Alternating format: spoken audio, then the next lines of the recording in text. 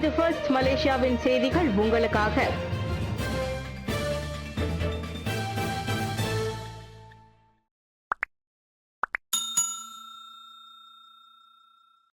சும்பாங் சே கிண்ண காற்பந்தாட்டத்தை ஒத்திவைக்க MFL மறுப்பு, ஸ்லாங்கூர் சுல்தான் ஏமாற்றம்.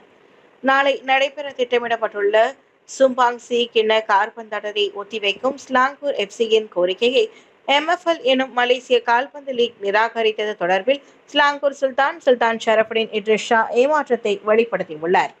இப்பருவத்திற்கான முதல் சூப்பர் லீக் ஆட்டமான இவ்வாட்டத்தில் ஸ்லாங்கூர் எஃப்சி அணி கலந்து கொள்ளாதது ஏற்புடைய செயலே எனவும் அவ்வணியின் புரவலருமான சுல்தான் ஷரஃபுடின் தற்காத்து பேசியுள்ளார். அண்மைய காலமாக காற்பந்தாட்டக்காரர்களையும் அதிகாரிகளையும் குறிவைத்து மேற்கொள்ளப்பட்டு வரும் உயிருக்கு ஆபத்தான தாக்குதல்களை அடுத்து அவர் அவ்வாறு கூறியுள்ளார். தற்போதைக்கு ஆட்டக்காரர்களின் உயிர் மற்றும் பாதுகாப்புக்கு முன்னுரிமை அளிப்பதே முக்கியமானது, கிண்ணத்தை வெல்வதில் அல்ல. அந்த தாக்குதலின் சம்பவங்களால் பாதுகாப்பு கோணத்தில் மட்டுமல்லாமல் மனதளவிலும் அவர்கள் இன்னமும் பலவீனமாக உள்ளனர். அதனால் நிலைமை சீரடையும் வரையில் அவர்கள் களமிறங்காமல் இருப்பது சரியான முடிவே என சுல்தான் ஷரஃபுடின் கூறியுள்ளார். பிரதமருக்கு ஆதரவு பெர்சத்துவின் 7 உறுப்பினர்களுக்கு அடுத்த வாரம் கடிதம் அனுப்பப்படும். ஹம்சா பிரதமர் ஸ்ரீ அன்வார் மற்றும் ஸ்லாங்கூர் மெந்திரி பெசாருக்கு ஆதரவு தெரிவித்த பெர்சத்து கட்சியின் 6 நாடாளுமன்ற உறுப்பினர்கள் மற்றும் 1 சட்டமன்ற உறுப்பினர்களுக்கு அவர்களின் உறுப்பினர் நிலை குறித்து அடுத்த வாரம் கடிதம் அனுப்பப்படும் என அக்கட்சியின் தலைமை செயலாளர் ஹம்சா ஜைனுடின் தெரிவித்தார். குவாலா குபுபாரு மாநில சட்டமன்ற இடைத்தேர்தல் வாக்களிப்பு முடிந்தவுடன் சம்பந்தப்பட்ட அனைத்து மக்களின் பிரதிநிதிகளுக்கும் ஒரே நேரத்தில் கடிதம் அனுப்பப்படும் என அவர் கூறினார்.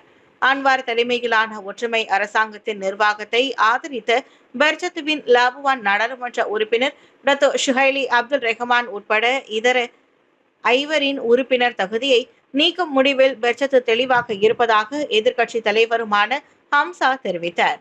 சில முக்கிய விவகாரங்கள் காரணமாக உறுப்பினர் பதவியில் இருந்து நீக்கப்படுவதற்கான கடிதம் முதலில் ஷுஹைலிக்கு வழங்கப்படும். பெர்சத்து உச்சமன்ற உறுதிப்படுத்துவதற்கான நாங்கள் காத்திருக்கின்றோம். இது தொடர்பாக ஏற்கனவே முடிவு எடுக்கப்பட்டுள்ளதாக ஹம்சா சுட்டிக்காட்டினார்.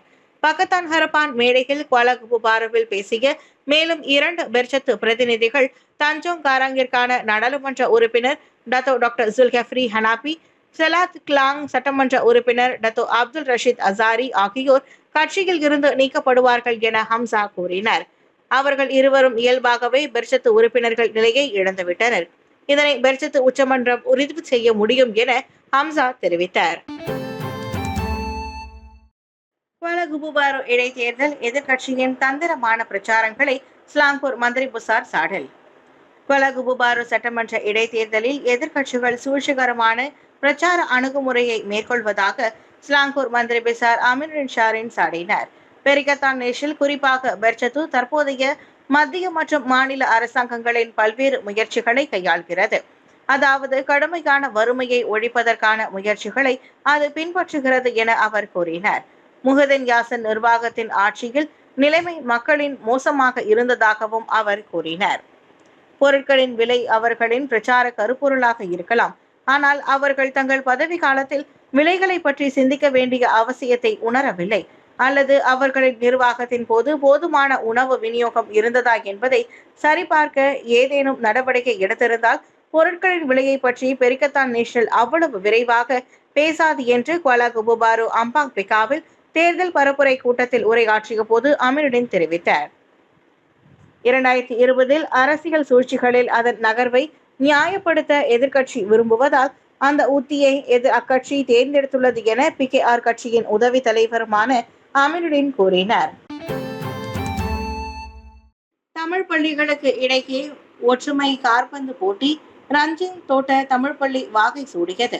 தேசிய அளவில் தமிழ் பள்ளிகளுக்கு இடையேயான ஒற்றுமை காற்பந்து போட்டி கடந்த சனிக்கிழமை பந்தார்பாரு பாங்கி மைதானத்தில் நடைபெற்றது. கிழக்கு வெஸ்ட் கண்ட்ரி தமிழ் பள்ளி நிர்வாகமும் பெற்றோர் ஆசிரியர் சங்கமும் இணைந்து ஏற்பாடு செய்த அப்போட்டியில் மொத்தம் 12 அணிகள் பங்கேற்றன. தமிழ் பள்ளிகளுக்கு இடையேயான நல்லுறவை வளர்க்கவும் எதிர்காலத்தில் கால்பந்து விளையாட்டுத் துறையில் இளம் மாணவர்களும் தங்களது ஆற்றலை வெளிக்கொணரவும் இப்போட்டி ஏற்பாடு செய்யப்பட்டதாக தெரிவித்தார். பெற்றோர் ஆசிரியர் சங்க தலைவர் ஜெயகாந்தன் ஜெலசீலன் இந்தியாவில் இருந்து 2 அணிகள் பங்கெடுத்த போட்டியில் முதல் நிலை ரிஞ்சிங் தோட்ட தமிழ் பள்ளியையும், இரண்டாம் நிலை காஜாங் தமிழ் பள்ளியையும் வாகை சூடியது. வெற்றி பெற்ற அனைத்து மாணவர்களுக்கும் வெற்றி கோப்பையுடன் பதக்கமும் நற்சான்றிதழும் வழங்கப்பட்டது என போட்டியின் ஏற்பாட்டுக்குழு தலைவருமான ஜெயகாந்தன் கூறினார். ஸ்லாங்கூர் மாநில மந்திரி புசாரின் சமூக பொறுப்பு மற்றும் நிறுவன தொடர்பு தலைவர் அகமது அஸ்ரி பாங்கி, நாடாளுமன்ற உறுப்பினர் ஷாரெட்ஸின் ஹொசான், சிலாங்கூர் மாநில தமிழ் பள்ளிகளின் தலைமை ஆசிரியர் மன்ற தலைவர் எஸ் பாண்டியன் ஆகியோருடன் கலந்து கொண்டு பலரும் அப்போட்டியை சிறப்பித்தனர். கோலகுபுபாரு சட்டமன்ற இடைத்தேர்தல் வாக்களிப்பின் போது உயர்மட்ட பாதுகாப்பு. ஸ்லாங்கூரின் கோலகுபுபாரு சட்டமன்ற இடைத்தேர்தலுக்கான வாக்களிப்பு இந்த சனிக்கிழமை அன்று சுமூகமாக நடைபெறுவதை உறுதி செய்வதற்காக உயர்மட்ட பாதுகாப்பு அம்சங்களை உள்துறை அமைச்சு உறுதி செய்துள்ளதாக அதன் அமைச்சர் டாக்டர் ஸ்ரீ சைஃபுடின் அசத்யோன் இஸ்மாயில் தெரிவித்திருக்கிறார். பாதுகாப்பை தீவிரப்படுத்துவதற்கு கணிசமான போலீஸ்காரர்கள் பணியில் ஈடுபடுவார்கள். எனினும் பாதுகாப்பு பணியில் எத்தனை போலீஸ்காரர்கள் ஈடுபட்டிருப்பார்கள் என்ற விவரங்களை அவர் தெரிவிக்க மறுத்துவிட்டார். வாக்களிப்பு தினத்தில் பாதுகாப்பு அம்சங்களை ஒருங்கிணைப்பது தொடர்பாக போலீஸ் படை தலைவர் தான்சி ரசருடனுடன் கலந்துரையாடல் நடத்தப்படுவதாகவும் சைஃபுடின் தெரிவித்தார். இரண்டாம் கட்ட பிரச்சார காலம் முழுவதும் புகார்களின் எண்ணிக்கை மிக குறைவு என்பதையும் நாங்கள் கண்டறிந்தோம். அடிப்படை சேர்க்கப்பட்டதாக அவர் கூறினார். எனினும் மற்ற புகார்கள் அபத்தமானதாக கருதப்படும் அறிக்கைகள் ஏதும் இல்லை. 1 அல்லது 2 விஷயங்கள் மட்டுமே புகார்களில் இருப்பதாக தேர்தல் ஆணையர் தான்சி அப்துல் கானி சாலே குறிப்பிட்டுள்ளார் என சைஃபுடின் விவரித்தார்.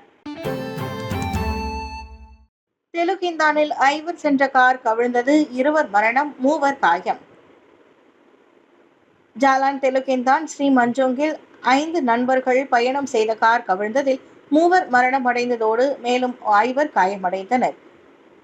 அதிகாலை மணி 2:30 அளவில் நிகழ்ந்த அந்த விபத்தில் 24 மற்றும் 23 வயதுடைய 2 இளைஞர்கள் இறந்தனர். அக்கார் ஓட்டுநரான 20 வயது ஆடவரும் மேலும் 2 இளைஞர்களும் காயமடைந்ததாக தெரிவிக்கப்பட்டது. ஷரியா குற்ற சட்டத்தின் கீழ் ரத்து செய்யப்பட்ட 16 விதிகளை மீண்டும் அறிமுகப்படுத்த கிளந்தான் அரசு திட்டம். நவீன வசதிகளுடன் பல்நோக்கு மருத்துவமனையாக மஹமா ஸ்பெஷாலிஸ்ட் மருத்துவமனை விரைவில் திறப்பு விழா. ஷரியா குற்ற சட்டத்தின் கீழ் ரத்து செய்யப்பட்ட 16 விதிகளை கிளந்தான் அரசாங்கம் மீண்டும் அறிமுகப்படுத்தவிருக்கிறது.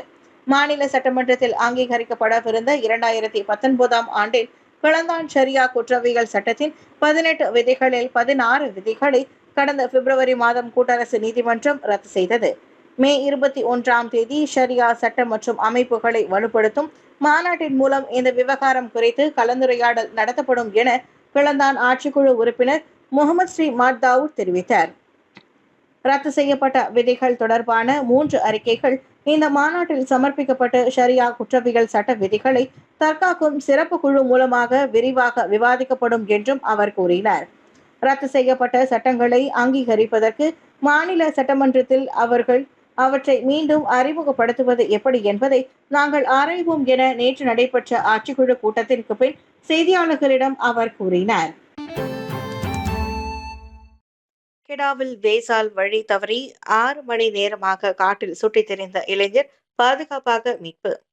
வேஸ் வழிகாட்டியை பயன்படுத்தி மோட்டார் சைக்கிளில் கெடா சுங்கை பட்டாணியில் உள்ள தனது சகோதரரின் வீட்டிற்கு செல்ல முயன்ற இளைஞர் ஒருவர் வழி தவறி காட்டில் 6 மணி நேரத்திற்கும் கூடுதலாக தொலைந்து போன சம்பவம் பெரும் பரபரப்பை ஏற்படுத்தியுள்ளது. அந்த 32 வயது இளைஞர் பினாங்கில் வேலை செய்கிறார். ஹரிராயாவை கொண்டாடுவதற்காக கெடா சுங்கை லாலாங்கில் உள்ள தனது நண்பரின் வீட்டிற்கு அவர் சென்றுள்ளார். அங்கிருந்து மீண்டும் பினாங்கிற்கு திரும்பும் வழியில் வேஸ் உதவியோடு சுங்கைப்பட்டாணியில் உள்ள தனது மூத்த சகோதரரின் வீட்டுக்கு செல்ல முயன்ற அவர் குவாலாகெட்டில் உள்ள பெல்டா தெலுங் கானாய் காட்டு வழி தவறி சிக்கி கொண்டதாக கூறப்படுகிறது. அச்சம்பவம் பின்னிரவு மணி 1 வாக்கில் நிகழ்ந்தது. அவர் வழி தவறி சிக்கிய காட்டு பகுதியில் தொலைத்தொடர்பு இணைப்பு இல்லை என்பதால் 6 மணி நேரத்திற்கும் கூடுதலாக அங்கிருந்து வெளியேற முடியாமல் அவர் சுற்றித் திரிந்ததாக கூறப்படுகிறது. இறுதியில் காலை மணி 7 வாக்கில் அவ்வாடவர் தொடர்பு கொண்டதை அடுத்து சம்பவ இடத்திற்கு விரைந்த செக் தீயணைப்பு மீட்பு படை வீரர்கள் அருகில் உள்ள கிராம மக்களின் உதவியோடு காட்டிற்குள் சுமார் 10 கிலோமீட்டர் தொலைவில் சம்பந்தப்பட்ட ஆடவர் இருக்கும் இடத்தை கண்டுபிடித்து அவரை பாதுகாப்பாக மீட்டனர். அரை மணி நேரத்திற்கும் கூடுதலாக அடர்ந்த காட்டில் சுற்றித் திரிந்ததால் களைப்பாகவும் அழுத நிலையிலும் அவ்வாடவர் கண்டுபிடிக்கப்பட்டார். முதலுதவி வழங்கப்பட்டு சிகிச்சைக்காக பெல்டா தெலும் துமோர் மையத்திற்கு கொண்டு செல்லப்பட்ட அவ்வாடவரின் நிலை தற்போது சீராக இருப்பதாக கூறப்படுகிறது. கெடாவில் கெரியாங் மலையேறும் போது காணாமல் போன மூவர் கண்டுபிடிப்பு. கெடாவில் குனூங் கெரியாங்கில் காணாமல் போனதாக கூறப்பட்ட 3 பதின்ம வயதினர் தீயணைப்பு வீரர்கள் மற்றும் மலையேறிகளின் உதவியுடன் நேற்றிரவு 8:30 மணி அளவில் பாதுகாப்புடன் கண்டுபிடிக்கப்பட்டதாக கெடா தீயணைப்பு மற்றும் மீட்பு குழுவின் தலைவர் அகமது அமீருddin ரஹ்மான் தெரிவித்தார்.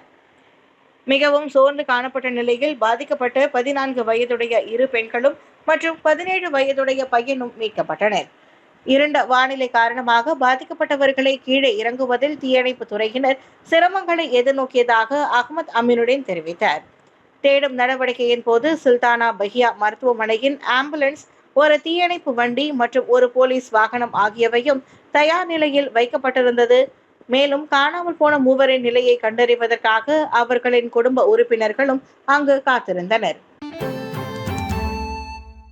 10,000 ரிங்கிட்டிற்கு ஆன்லைனில் வாங்கப்பட்ட யானை தந்தங்கள் பறிமுதல்.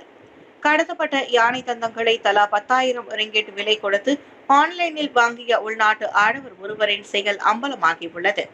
நேற்று முன்தினம் பிற்பகல் 1:40 வாக்கில் புத்திரஜெயாவில் உள்ள அவ்வாடவரின் வீட்டில் பெர்ஹிலிதான் தேசிய பூங்கா வனவிலங்கு பாதுகாப்புத்துறை அதிகாரிகள் மேற்கொண்ட அதிரடி சோதனையில் அவ்விஷயம் அம்பலமானது.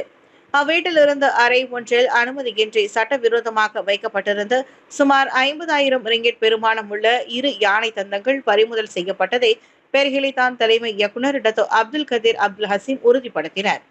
அந்த பறிமுதல் தொடர்பில் 2010ஆம் ஆண்டு வனவிலங்கு பாதுகாப்பு சட்டத்தின் கீழ் சம்பந்தப்பட்ட 40 வயது மதிக்கத்தக்க ஆடவர் ஒருவரும் கைது செய்யப்பட்டதாக அப்துல் காதிர் தெரிவித்தார். எனினும் பின்னர் 10,000 ரிங்கிட் போலீஸ் உத்தரவாதத்திலும் தனிநபர் உத்தரவாதத்தின் பேரிலும் அந்நபர் விடுவிக்கப்பட்டார். முன்னதாக கடந்த வாரம் ஸ்லாங்கூர் பெடலிங் ஜெயாவில் வீடொன்றில் மேற்கொள்ளப்பட்ட சோதனையில் 10 லட்சம் ரிங்கிட் மதிப்புள்ள 12 யானை தந்தங்கள் பறிமுதல் செய்யப்பட்டன. அவ்வீட்டின் உரிமையாளரான 60 வயது மதிக்கத்தக்க தொழிலதிபரின் செல்வ செழிப்பின் அடையாளமாக அந்த யானை தந்தங்கள் அங்கு காட்சிக்கு வைக்கப்பட்டிருப்பதாக கூறப்படுகிறது.